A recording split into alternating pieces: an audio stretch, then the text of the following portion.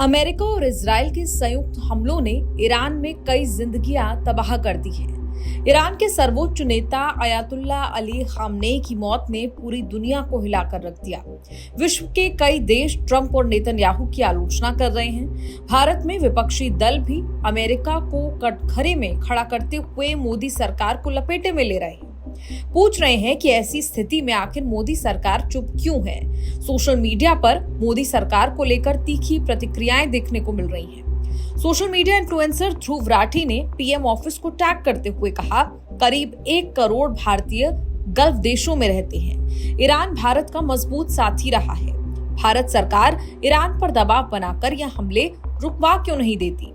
क्या पीएम को करोड़ों भारतीय जिंदगियों की चिंता नहीं है? वही सरकार को हर मोर्चे पर घेरने वाली नेहा सिंह राठौर ने पूर्व पीएम इंदिरा गांधी की एक वीडियो शेयर करते हुए लिखा, एक जमाने में भारत का नेतृत्व ऐसे दृढ़ और मजबूत लोगों के हाथ में था जो अमेरिकी वर्चस्व के आगे झुकते नहीं थे।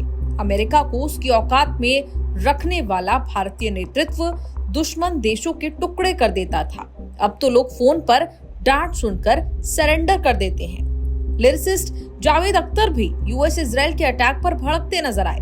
पोस्ट कर उन्होंने कहा, मुझे लगता है इस बार ट्रंप ने अपनी हद पार कर दी है, क्योंकि उन्हें इस हिमाकत के बाद भी खुलेआम छोड़ दिया गया और उन्होंने ईरान के साथ भी वही किया जो इराक के साथ किया था।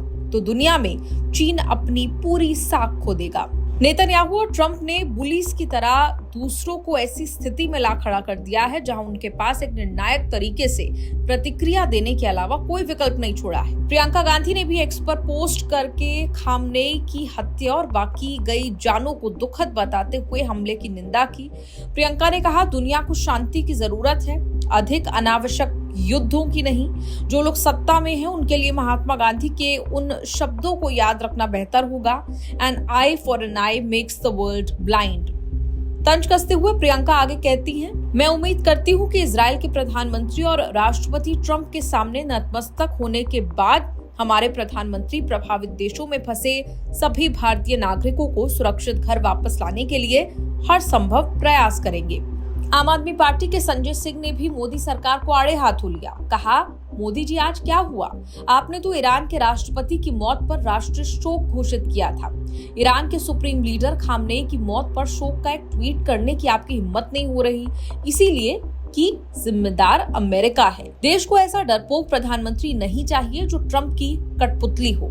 कर्नाटक के सीएम सिद्धारामैया ने भी खामनेई की मौत पर शोक जताया। कहा कि जो अमेरिका शांति पर उपदेश देता है वो दूसरों पर जंग खोले बैठा है। ये हमला अनावश्यक था।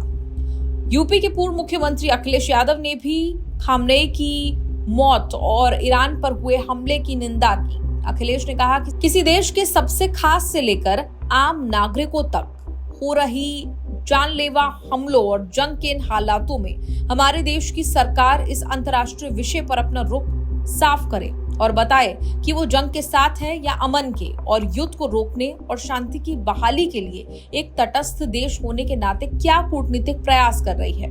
हमारे देश की सरकार हर संभव स्तर पर युद्ध में मारे जाने वालों से जुड़ी खबरों की पुष्टि करे और सच क्या है जनता के सामने रखे। युद्धकालीन समाचार अक्सर रणनीति का हिस्सा होते हैं, इसीलिए उनकी पुष्टि की जरूरत होती है। अखिलेश ने कहा, इंसान के साथ इंसानियत का मारा जाना बेहद अफसोसजनक है। हर देश को जिम्मेदाराना व्यवहार करना चाहिए। आपका इस रिपोर्ट पर क्या कुछ कहना है? कमेंट्स में लिखकर अपनी राय जरूर दें। न्यूज़ तक ब्यूरो।